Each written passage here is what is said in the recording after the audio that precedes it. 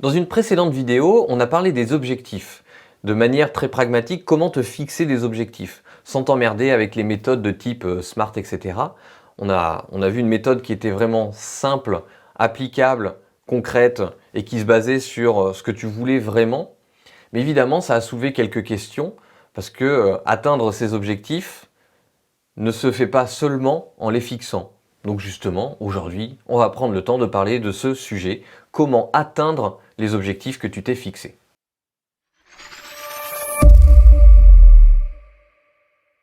Bienvenue dans cette vidéo sur les objectifs, deuxième partie. Ça évite de faire une trop grosse vidéo, et puis je t'ai dit dans la dernière vidéo, YouTube m'a recommandé de faire 2 vidéos parce que les gens cherchent le sujet de comment se fixer les objectifs et d'autres cherchent le sujet de comment atteindre ces objectifs. C'est un peu différent. Et donc du coup, j'ai fait 2 vidéos. Je suis bête et discipliné parfois. Donc, comment atteindre tes objectifs? La première chose à comprendre, c'est que au début, un objectif, c'est assez abstrait. Donc je t'ai montré, première chose, c'est d'apprendre à comprendre pourquoi est-ce que tu veux atteindre ton objectif. Il faut que l'objectif que tu veux atteindre ait un sens. Ça paraît juste logique. Par contre, comme tu vas intégrer de nouvelles choses dans ton quotidien, pour atteindre cet objectif, le premier conseil que je vais te donner, et dont j'ai déjà parlé, et donc je vais t'envoyer vers la vidéo qui va bien, c'est qu'il va falloir que tu transformes ton plan d'action qui te permette d'atteindre tes objectifs en habitudes. Il va falloir que tu te crées des habitudes. Ces habitudes vont te permettre de mettre en place le plan d'action que tu as défini et vont te permettre évidemment du coup d'atteindre tes objectifs vu que le plan a été défini pour tes objectifs. Ça c'est assez logique finalement. Donc c'est la première chose, te créer des habitudes, mais pour ça j'ai fait une vidéo, je ne sais pas où c'est, donc voilà, tu vas découvrir ça sur la chaîne. Je t'en parle en long, en large et en travers. Première chose donc à comprendre. La deuxième chose que tu dois comprendre, c'est le principe de l'effet cumulé. L'effet cumulé, c'est quoi? Alors Darren Hardy en parle dans son livre, l'effet cumulé. Il le symbolise de la façon suivante. Il te dit, si je te donne un penny, donc l'équivalent on va dire de 1 centime d'euro, chaque jour je double la somme de la veille, mais qu'est-ce qui se passe? C'est que ça augmente tout doucement au début, mais à un moment donné, ça commence à avoir une croissance. En fait, la croissance est exponentielle. Je te le schématise très vite. Premier jour, tu as 1 centime. Deuxième jour, tu as 2 centimes. Troisième jour, tu as 4 centimes. Puis 8 centimes, 16 centimes, 32 centimes, 64 centimes, 1,28 €, 2,56 €, 5,12 €. Tu vois, en 10 jours, on est arrivé à 5 €. Je te laisse continuer le calcul ou prendre un tableur Excel si tu veux.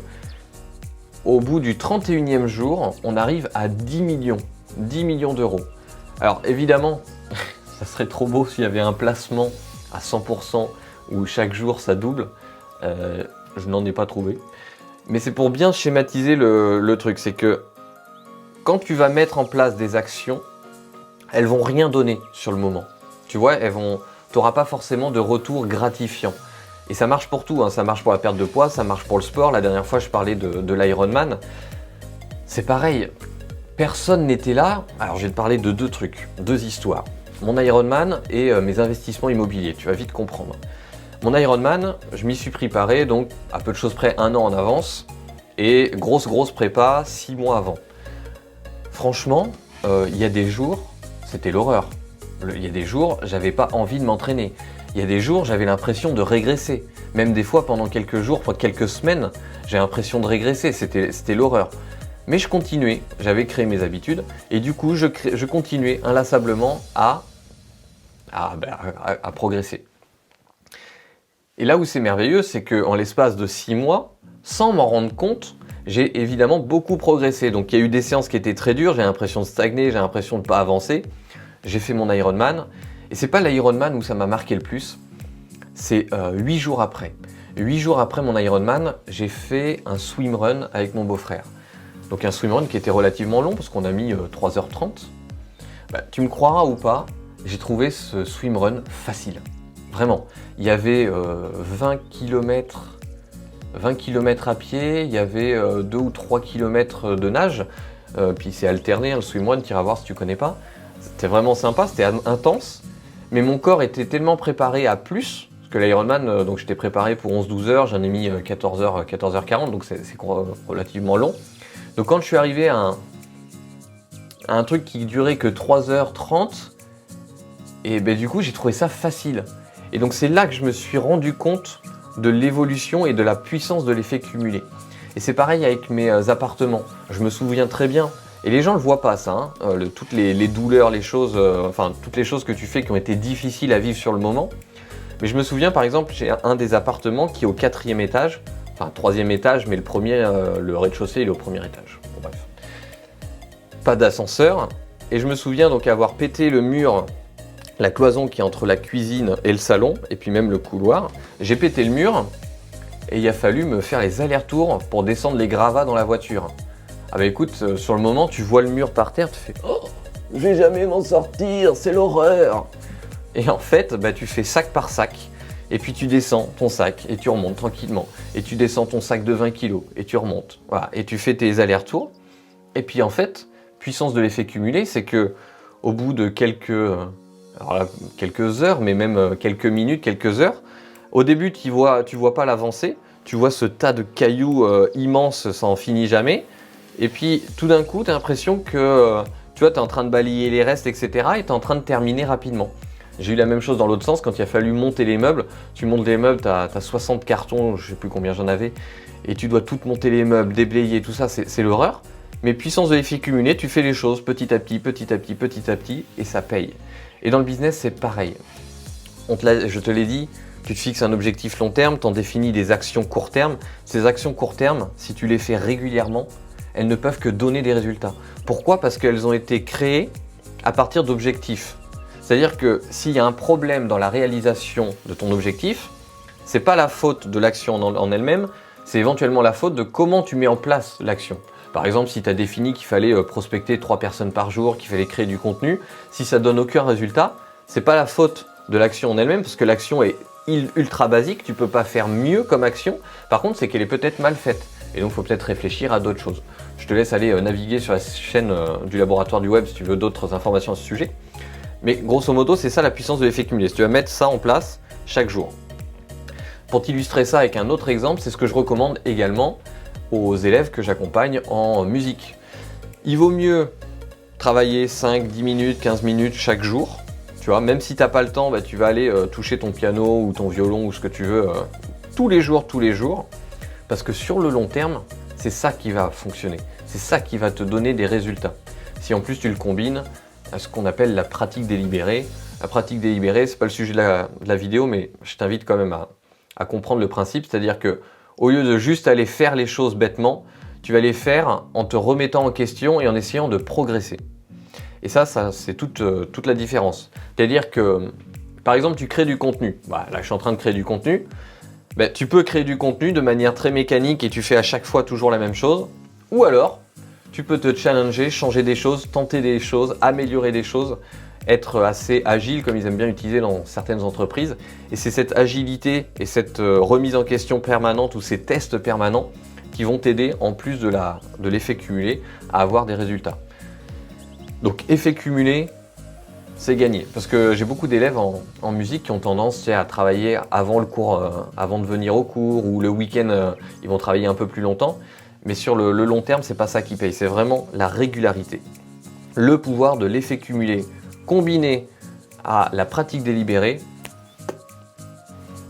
magnifique. Si en plus tu t'es fixé les objectifs avec la vidéo précédente, que tu as allé voir la vidéo pour te créer des habitudes, nickel, t'as plus rien à apprendre, t'as plus qu'à faire et à patienter. Mais une dernière chose quand même, deux dernières choses. Le principe du focus. C'est-à-dire que si tu veux obtenir des résultats et atteindre tes objectifs, tu dois être focus, tu dois être à fond sur un seul et unique objectif. Quand j'ai préparé mon Ironman, je ne me suis pas amusé à préparer une autre course. Tu vois ? Alors oui, sur le chemin, quand j'ai préparé l'Ironman, j'ai préparé aussi sur le passage le semi-Ironman, qui était 5 semaines avant, mais qui était en fait dans ma préparation. C'était un objectif secondaire, j'avais pas j'avais pas vocation à faire un temps particulier. L'objectif était de me tester à ma vitesse Ironman pour voir comment je me sentais finalement à la fin de ce semi-Ironman. C'était vraiment juste l'objectif. Mais si j'avais eu d'autres objectifs comme préparer un marathon, de préparer plein de choses, et puis même pas que dans le sport, il y a un moment donné, j'aurais pas pu tout faire correctement. Il y a un moment, il faut que tu acceptes que si tu veux atteindre ton objectif, eh bien, le mieux c'est d'en avoir un essentiel, d'avoir un seul et unique objectif et d'être concentré là-dessus. D'ailleurs, je t'ai créé une vidéo aussi sur la productivité que je t'invite à aller voir, parce que justement ça va te permettre d'apprendre à être plus productif et à être plus concentré, à être plus focus sur ce que tu fais, parce qu'on a vite tendance à se disperser. D'ailleurs, j'y donne pas mal d'astuces sur les problèmes de notification avec les téléphones, etc. Bon bref, je t'en parle dans la vidéo. Donc retiens bien, focus. Dernière chose que j'aimerais te partager, c'est l'engagement. L'engagement, c'est quoi? C'est que quand tu commences à mettre le pied dans quelque chose et à t'engager, donc toi-même intérieurement et à t'engager auprès des autres, tu vas avoir plus de mal à reculer. Alors ça peut être négatif dans certains cas parce que tu t'engages dans des choses. Ah, j'ai une anecdote pour toi là-dessus. Quand j'avais 18 ans, on est allé à Luna Park, à côté de la mer, je crois vers La Roche-sur-Yon, je sais plus quoi, avec 3 potes, donc du même âge, évidemment. Johan, Cédric, si vous regardez la vidéo. Et en fait, on a joué à un jeu à la con de forain avec une canne de billard, tu vois, t'as le billard, et t'avais une bande qui faisait une sorte d'arrondi, ok? Donc d'un côté, t'avais la bande en arrondi, et de l'autre, t'avais des quilles, tu vois? Et donc la bille, elle passe entre la bande, enfin, elle passe avec la force centrifuge le long de la bande, et évidemment, si tu tires tout droit, elle va pas toucher les quilles. On s'est dit, c'est super, on peut tester. On était jeunes, et notamment avec Johan, on avait fait pas mal de billard. Moi, j'en ai un à la maison. Je te passe les détails. Pendant ma seconde que j'étais au CNED, je faisais 6 heures de billard par jour au lieu de travailler mes cours. Bon, peu importe. Lui, il était allé en club et tout ça. Bon, bref, on avait fait pas mal de billard. Et donc, on s'est dit, bah, c'est le bon moment. Et le forain, aussi fort est-il, nous a dit, écoutez, testez un coup gratuit, il n'y a rien à gagner, il n'y a rien à perdre, et puis vous verrez. Très malin. Donc, du coup, on le fait. Donc on utilise une technique qui s'appelle le masser ou le piquer, suivant comment. Tu prends la canne en haut, hop, tu imprimes un effet à la boule, et malgré la force centrifuge, la boule s'écarte à un moment donné et vient toucher et faire tomber une quille, et ce qui te permet normalement de gagner un lot. Je le fais, j'y arrive, Johan le fait, il y arrive. Super! Il nous dit bah, commencez tranquillement et vous misez 5 €, parce qu'en fait, suivant la mise, tu avais un plus ou moins gros cadeau. À 5 €, tu as ta bouteille de Champomy. Et à 40 €, tu avais genre le lecteur radio, le lecteur, pas cassette, mais tu vois pour la voiture. Truc typique des fêtes foraines de l'époque où j'avais 18 ans. Et là, on mise, et ça marche. Tu vois, on mise 5 € et ça marche. Et il nous donne du coup une bouteille chacun. Il nous dit, bah, du coup, vous n'avez plus qu'à tenter plus gros. Et la mise la plus grosse, c'était 40 €. Et sauf qu'on n'avait pas vraiment, enfin, on n'avait pas les moyens. C'est toujours une histoire de priorité, mais on était jeunes, 18 ans, tu vois, on balance pas 40 € comme ça, c'est quand même risqué. Le mec, il nous dit, vous inquiétez pas, vous mettez 20 € chacun, vous avez le droit chacun à un coup, et puis comme ça, vous partagez le lot et tout ça. Ok, on state. On mise tous les deux 20 €, on tire, on loupe. Je fais merde, pas possible, c'est bizarre, on y arrivait tout à l'heure, ça marche plus. Et là, on était engagé parce qu'on avait réussi. Le forain nous avait engagé. On avait réussi, donc on savait qu'on était capable de le faire. Et donc, qu'est-ce qu'on a fait? On s'est dit, ok, on a pu se louper. On va remiser un coup, mais on a quand même réfléchi. Hein. Et le mec nous dit, mais vous inquiétez pas, vous remisez. Et si vous remportez, vous récupérez la mise de départ. Donc, tu vois, vraiment, le mec, il nous engage de plus en plus. Donc, on se remet à miser 20 € chacun. Donc, on était à 40 € chacun, donc le forain il avait déjà gagné 80 €, plus les 5 € de mise de tout à l'heure, donc 10 € chaque, voilà, ça fait, il était déjà à 90 € le forain pour quelques minutes, plutôt pas mal, et là on reloupe. Alors ce qui s'est passé c'est que moi j'ai arrêté, parce que clairement j'avais pas les moyens, en tout cas j'ai réussi à dire non et stop. Sauf que ça n'a pas été le cas de mes potes, et Cédric, mon deuxième pote, a pris la suite. Et ils ont continué en fait cette spirale infernale jusqu'à ce qu'il y ait un élément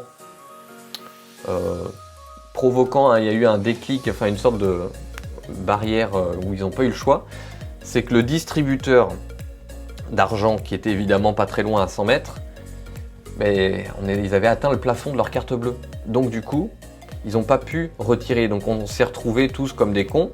Alors eux, du coup, un peu plus, ils ont eu moins de chance. Ils ont dépensé tous les deux, je crois, 240 €. Et avec rien du tout. Après discussion avec le forain, il nous a refilé une bouteille de champomy ou de champagne premier prix. Et on est parti avec ça. Donc moi j'avais perdu 40 €, ils avaient perdu 240 €. Tout ça pourquoi? Parce qu'on était dans une sorte d'engagement. Donc là c'était assez négatif comme résultat, mais tu peux l'utiliser à titre positif. Tu peux l'utiliser de manière positive. Tu vas t'engager de quelle manière? Tu vas t'engager en commençant à faire des petites actions. Tu vas commencer à en parler autour de toi. C'est un conseil que je donne à chaque fois que j'anime des ateliers en présentiel ou même en visio, suivant les circonstances. Je donne toujours ce conseil, ne gardez pas pour vous le projet dans votre tête, dans un coin, en vous disant « Ah ben quand ça marcherait, j'en parlerai à tout le monde ». Non, c'est l'inverse.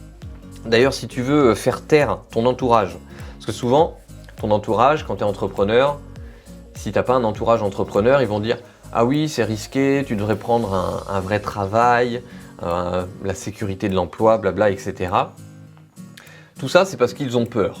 Ils ont peur pour vous et c'est bienveillant. Ils veulent juste vous aider. Donc on ne peut pas leur en vouloir. Mais souvent, c'est juste qu'ils font un transfert de votre manque de confiance. Donc si tu as un manque de confiance, ça va se voir et donc ton entourage va te donner et te balancer ses peurs. Donc ce qu'il faut faire, c'est que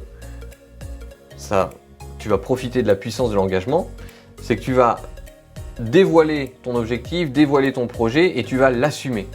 Tu vois, moi je me suis posé la question longtemps, pourquoi mon entourage m'a jamais fait chier? Ils m'ont jamais emmerdé le fait que je sois devenu entrepreneur. Pourtant j'étais salarié avant, je suis devenu entrepreneur en 2013, on m'a jamais vraiment saoulé. Pourquoi?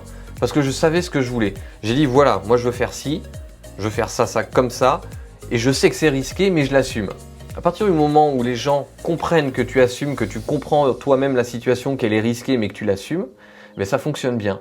Donc ton projet, tu dois en parler, tu dois le mettre au centre de ta vie. Tu dois montrer que tu es responsable, tu dois montrer que tu es confiant, tu dois montrer que tu es conscient aussi des aléas qu'il peut y avoir.